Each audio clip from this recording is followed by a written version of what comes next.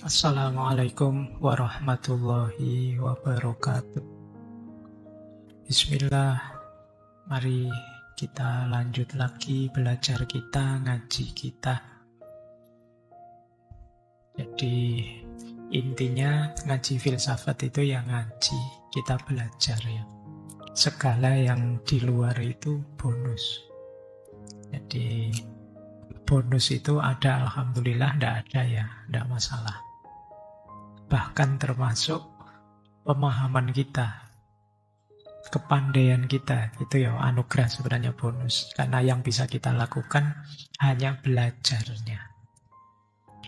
Maka ayo kita mulai ya, nawaitunya belajar. Baik, kita mulai nggih. Malam hari ini kita ada di self-direction, pengarahan diri. Bagaimana kita bisa nyetir diri kita sendiri. Pengarahan diri itu kunci banyak hal, ya kunci kesuksesan, ya kunci kebahagiaan. Makanya penting, saya anggap penting untuk mengangkat tema itu. Itu kalau ada yang tanya. Ada 4 hal di bulan ini yang akan kita ulas. Yang pertama mindset, struktur atau tata berpikir. Yang kedua passion, minggu depan. Yang ketiga herd instinct. Herd instinct itu naluri untuk mengikuti kelompok. Dan yang terakhir, manajemen kemarahan, anger management. Ya masih banyak tema yang lain, tapi 4 ini dulu untuk bulan ini ya. Kita belajar latihan menaklukkan diri kita. Baik, bismillah, yuk kita mulai belajar. Ya nanti kita urut ya, kita awali dari definisi-definisi, kemudian filosofi-filosofi, baru nanti yang terakhir agak praktikal. Jadi yang agak teknisnya, gimana teknis menatanya. Tapi ya karena ini ngaji filsafat, ya tentu saja nanti ada filosofi-filosofinya. Gimana sih perspektifnya para filosof tentang yang kita kenal sebagai mindset ini. Ya, bismillah. Kalau ini definisi ya, mindset itu semacam profil intelektual, profil berpikir kita. Jadi mindset itu sikap, keyakinan, asumsi yang mendasari cara pandang kita terhadap dunia dan diri kita. Ini namanya mindset. Setiap orang pasti punya mindset sendiri, punya struktur dan cara pandang sendiri. Jadi kalau ada orang bilang, ayolah berpikir yang rasional, ayolah berpikir yang kritis. Sebenarnya sebelum itu ada asumsi-asumsi, ada pola-pola dasar. Yang ini nanti menjadi profil kita dalam memahami dan memutuskan sesuatu. Sama-sama mikirnya, kesimpulannya bisa beda. Kenapa? Mindsetnya berbeda. Jadi jangan dikira orang yang beda dengan kalian itu kalian merasa, saya sudah berpikir kok Pak, berarti mereka yang tidak mikir, enggak. Mereka mungkin saja sama-sama berpikir. Hanya saja mindsetnya berbeda. Apa ada manusia yang tidak berpikir? Kita kan sering ngeritik orang yang berbeda dengan kita itu sebagai, oh bodoh banget, ndak mikir. Yo kayak saya ini mikir. Loh mereka juga mikir, cuma mungkin mindsetnya beda. Cara pandangnya beda. Mungkin teman-teman ingat dulu kita pernah belajar seorang filosof Yunani namanya Heraklitos. Beliau punya kalimat menarik. Ethos anthropoi daimon. Ethos itu karakter, anthropoi manusia. Karakter manusia itu mengikuti daimonnya. Daimon ini semacam mindsetnya. Kemudian beliau mengilustrasikan kalau mindsetnya, sederhananya begitu ya kalimat selanjutnya. Kalau mindsetnya seperti lalat, ya sampah akan lebih menarik daripada emas. Jadi kalau cara berpikirmu seperti lalat, ya kamu lihat sampah lebih tergiur daripada lihat emas. Kalau cara berpikirmu di redaksi selanjutnya seperti babi, lumpur akan lebih menarik daripada air bersih. Jadi ini yang disebut mindset. Jadi kadang-kadang orang itu ya sama-sama mikir, cuma dengan mindset yang berbeda kesimpulannya bisa berbeda. Orang yang tipe lalat tadi kamu kasih sampah seneng, dikasih emas moh. Nah misalnya ada yang tipe anak kecil misalnya, dikasih uang banyak tidak mau. Maunya uang yang gambarnya menarik misalnya. Ini sama kayak kalian waktu besar ini, itu yang disebut mindset. Coba kalian tipe apa sih? Di tipemu itu nanti akan kelihatan caramu memahami hidup, caramu memahami dunia ini. Itu Heraklitos untuk memudahkan kita memahami apa itu mindset. Coba kalian cek ya. Yang paling menarik dalam hidupmu apa? Ketika kalian melihat sesuatu, pertama-tama yang muncul di kepalamu apa? Itu biasanya berhubungan dengan mindset. Coba kalian cek. Kalian seneng ngaji filsafat ini, coba apanya? Ramenya, materinya, saya yang membawakan, atau wah ini banyak lawan jenis yang ikut hadir juga, atau itu biasanya berhubungan dengan mindsetmu. Kalau urusan reasoningnya kalian bisa bikin belakangan. Tapi mindsetmu yang duluan membunyikan. Kalau tadi fokusmu ke lawan jenis, begitu nyampe sini, wah perempuannya sedikit sekarang. Bisa begitu kesimpulanmu. Yang kamu lihat itunya. Atau kalau mindsetmu rame dan tidak rame, begitu ke sini, kok sedikit sekarang, tidak terlalu rame. Terus kamu tidak tertarik lagi. Itu mindset. Ya nanti argumen bisa kamu bikin di belakang. Baik, jadi semoga sudah tergambar ya yang dimaksud mindset itu apa. Jadi struktur pikiran kita. Mindset mempengaruhi cara kita memandang, cara kita menghadapi tantangan, membuat keputusan, bereaksi terhadap keberhasilan atau kegagalan. Kalau gagal seperti apa, kalau sukses seperti apa, itu ya tergantung mindsetnya. Ada orang yang gagal sedikit saja merasa hidupnya hancur. Ada orang yang gagal bolak-balik masih bisa bangkit lagi. Itu mindset. Jadi maka hidupmu sebenarnya banyak tergantung di mindset ini. Berhubungan dengan pertumbuhan kita, ketahanan kita, cara kita melihat sesuatu. Di situ saya sebut mindset itu berhubungan dengan titik pandang, cara pandang, dan sudut pandang kita. Titik pandang itu misalnya HP ini, saya lihat apanya. Oh cuma saya lihat casingnya saja, atau saya lihat LCD-nya saja, atau saya lihat harganya saja, atau ini namanya titik pandang. Kalau cara pandang, cara saya mendekati HP ini. Sebagai seorang pemakai, atau sebagai seorang penjual, atau sebagai seorang yang ingin disenangkan oleh HP ini, atau ini namanya cara pandang. Kalau sudut pandang, dari sisi mana kamu melihatnya? Nah, sudut pandang itu misalnya, kalau dari sisi saya, laptop ini warnanya biru. Tapi dari sisi kalian, laptop ini warnanya hitam. Itu namanya beda sudut pandang. Sama-sama lihat laptop ini sih.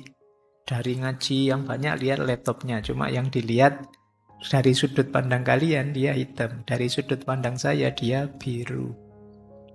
Kadang-kadang kita sering rame, gegeran hanya gara-gara ini. Beda sudut pandang. Jadi, saya lihat sendiri warnanya biru, hakul yakin biru. Terus yang sana bilang, loh saya juga lihat sendiri, hakul yakin hitam. Sama-sama hakul yakin melihat sendiri, ngalami sendiri, tapi bisa berbeda. Kenapa? Sudut pandangnya beda. Kadang-kadang diskusi yang rame sampai hampir tawuran itu mungkin beda sudut pandang, beda titik pandang, dan beda cara pandang saja. Di mindsetnya ternyata orang beda-beda.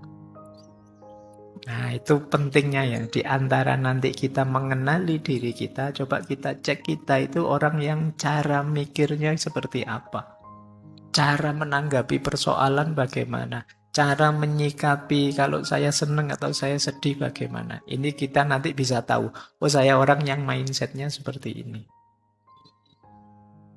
Kan di medsos itu kan bertaburan. Kadang-kadang kan orang nuduh orang, oh kamu dikit-dikit agama. Ya mungkin dia mindsetnya beda dengan kita. Yang dikit-dikit uang misalnya. Sama-sama dikit-dikit. Kalimat dikit-dikit itu menunjukkan ada pola.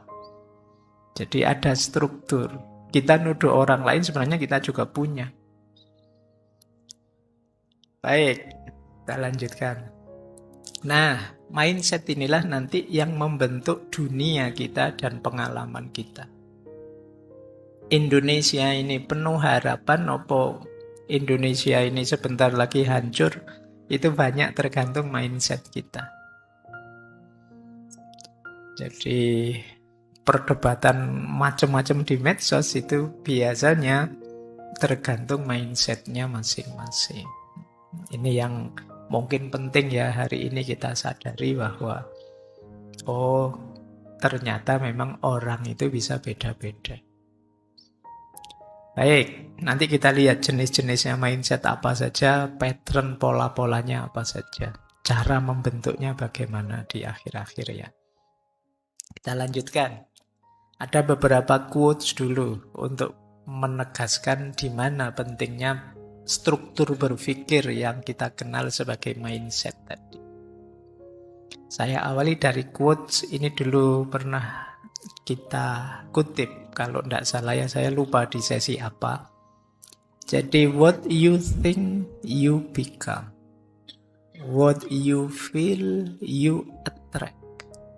What you imagine, you create. Dari Buddha. Apa yang engkau pikirkan, seperti itulah nanti engkau menjadi. Kalau kalian tiap hari mikirnya uang, terus ke situ kamu akan bergerak dan membentuk dirimu.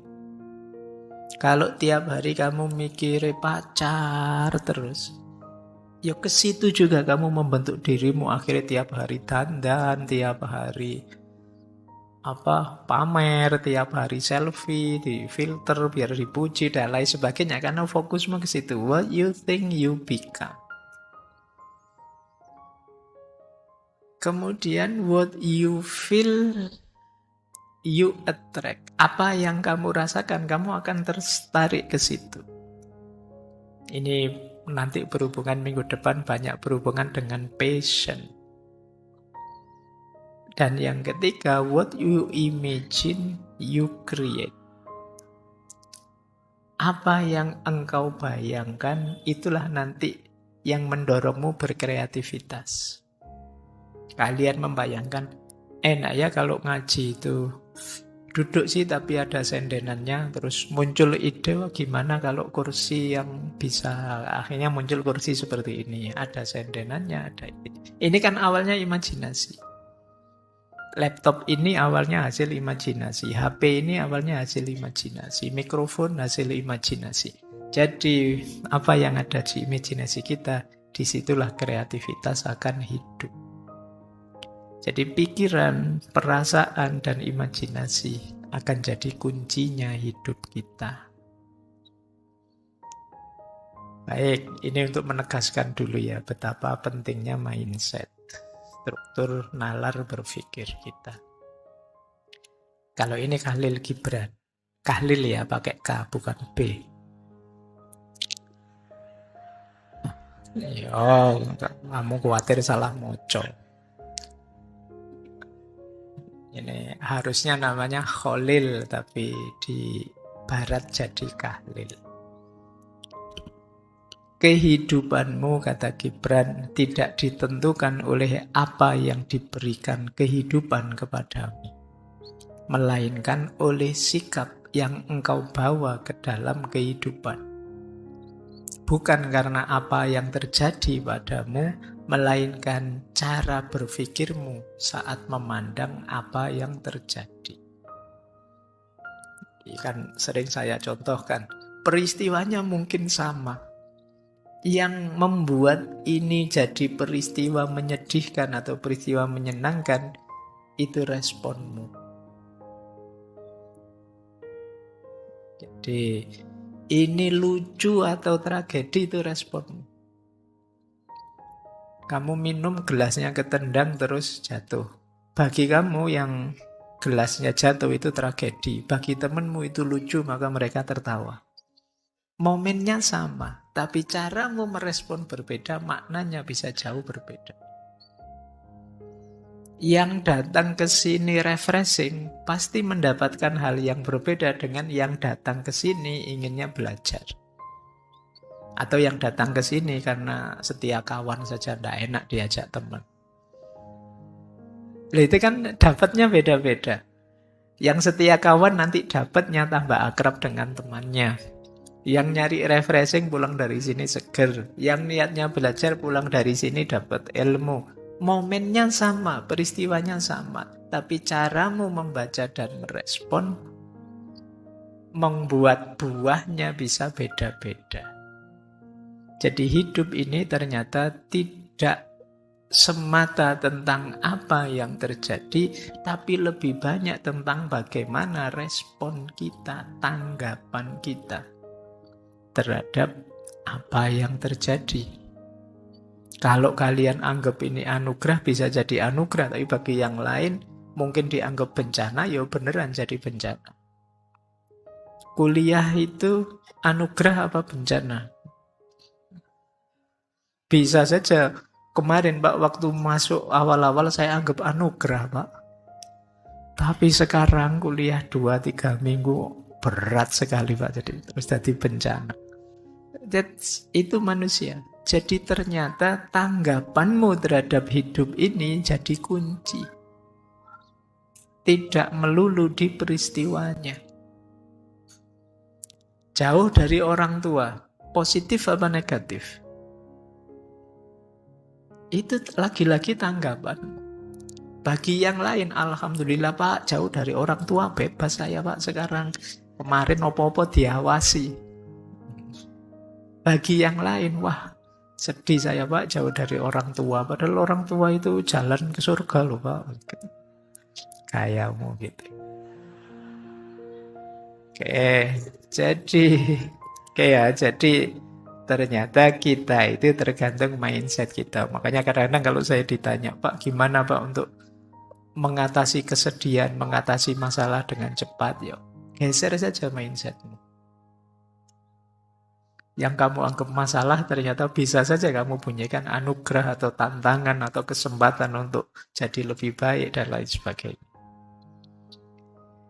Makanya ini sebenarnya senjata yang sangat hebat untuk kalian jadi maju, atau bisa juga membuat kalian jadi mundur. Kalau mindsetmu meleset keliru, ya jadi masalah.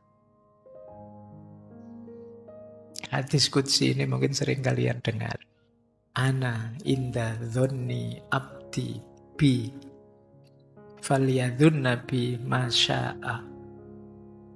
Aku sesuai persangkaan hambaku kepadaku, maka silahkan mereka dengan anggapannya masing-masing sesuai yang diinginkan tentang aku. Ini Allah.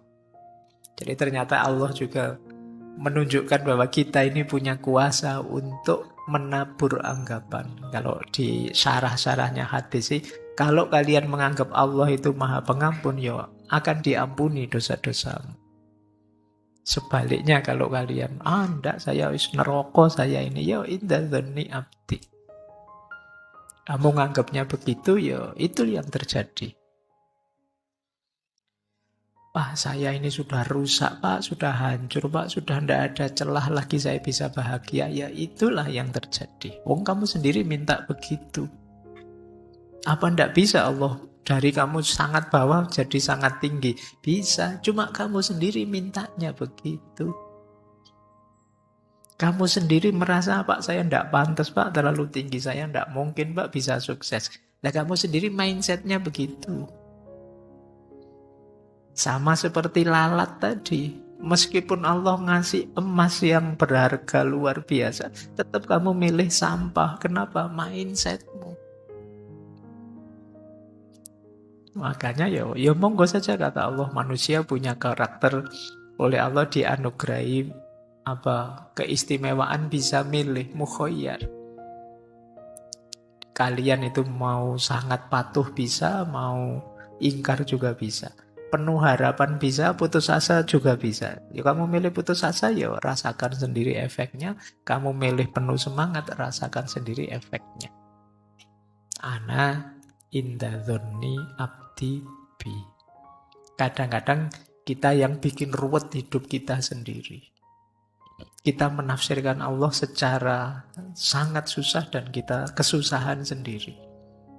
Menurut saya tidak mungkin Pak Allah mengampuni saya itu. Ya itu yang terjadi. Tafsirmu sendiri. Sering dulu ya saya ilustrasikan bagaimana kadang-kadang kita itu minta pada Allah, tapi kita sendiri tidak terlalu yakin doa kita dikabulkan. Yo Allah, yo inda dzanni abdi bi. Allah datang sejauh keyakinanmu. Kalau keyakinanmu hanya setengah, ya Allah datangnya setengah. Ya Allah, semoga nanti saya lulus kuliah ini cum laude. Tapi apa bisa ya saya cum laude? Wong yo aku iki ndak pinter aku itu. Ya kamu sendiri yang mementahkan doamu. Semoga saya nanti kaya raya, punya istri cantik, punya jabatan tinggi, punya mobil banyak, punya rumah banyak. Terus kamu mikir sendiri, tapi aku kuliah UIN. Bisa ndak ya kaya raya? Bisa ndak ya dapat karir gitu? Kamu sendiri yang mementahkan doamu. Ya Allah, ana inda dzanni abdi bi. Kalau yakinmu setengah, ya Allah datangnya setengah. Kalau kamu yakinmu tinggal seperempat, ya jadi seperempat. Makanya kadang-kadang ada yang tanya, Pak, para kiai, para ulama itu kalau berdoa kok ampuh ya Pak? Ya karena mereka keyakinannya mungkin 100%. Kadang-kadang doa simpel-simpel saja ya. Zaman dulu bahkan para wali songo itu ya kadang pakai bahasa Jawa, tidak harus pakai bahasa Arab. Dan dikabulkan oleh Allah. Kenapa? Kemantapan hatinya. Kita yang lebih sering ragu. Wong kita dibilang, nanti 2045 Indonesia emas. Alah Pak, emas gimana? Wong situasi kita kayak gini, dari mana jalannya jadi emas? Ya sudah, kamu sendiri mindsetnya begitu, ya tidak akan nyampe sana sudah. Kalau kamu pesimis, ya tidak akan sampai ke sana. Wong pelakunya kalian kok. Dan kalian tidak percaya diri, ya tidak akan nyampe. Nah, itu yang dimaksud ya. Ana inda dzanni abdi bi. Ternyata ini mindset, cara berpikir kita. Baik, kita lanjutkan. Ubahlah pikiranmu dan engkau akan mengubah duniamu. Jadi mulai sekarang ayo latihan ya, mengubah pikiran kita. Berpikir yang positif-positif, yang hebat-hebat, yang mantep-mantep. Kita pandang dunia secara optimis dan penuh harapan. Jangan mau didistraksi, dialihkan pikiranmu untuk serba stres, serba pesimis, serba tidak punya harapan. Karena semuanya tidak tergantung di luar dirimu, tapi tergantung di dalam diri. Kadang-kadang kan kamu kan tergoda untuk mengalir bersama kegelisahan-kegelisahan, stres yang dialami banyak orang. Nanti kita jelaskan itu di herd instinct. Tapi pertama-tama yuk kita bereskan diri kita. Baik, saya ingatkan dulu sebentar. Dulu pernah kita membahas the law of attraction. Ternyata tidak hanya kita yang secara positif menyesuaikan dengan sekeliling. Kalau di the law of attraction kan bahkan alam semesta pun akan mengikuti apa yang kita pikirkan. Itu kan rumus pokoknya the law of attraction itu. Apa yang engkau pikirkan, itulah yang engkau dapatkan. Pikiranmu menentukan bagaimana engkau hidup. Pikiran yang negatif menghasilkan hidup yang negatif, pikiran yang positif menghasilkan hidup yang positif. Jadi kalau engkau positif, hidupmu pasti positif. Kalau mindsetmu negatif, ya hidupmu negatif. Apa yang kau pikirkan itu yang kau dapatkan. Tak kasih contoh ya. Tadi kalian yang kesini niatnya nyari wawasan baru apa? Nyari pikiran-pikiran filosofis baru, ya kalian akan, ini ada ide baru nih, ada gagasan baru nih, itu yang kamu ambil. Meskipun di sana banyak yang cakep-cakep, yang itu tidak jadi pikiranmu. Tapi kalau kamu yang nyari yang cakep-cakep, sebagus apapun gagasan berseliweran di sekelilingmu, akan kamu lewatkan. Kenapa? Kamu fokus nyari yang cakep, yaitu yang kamu dapat.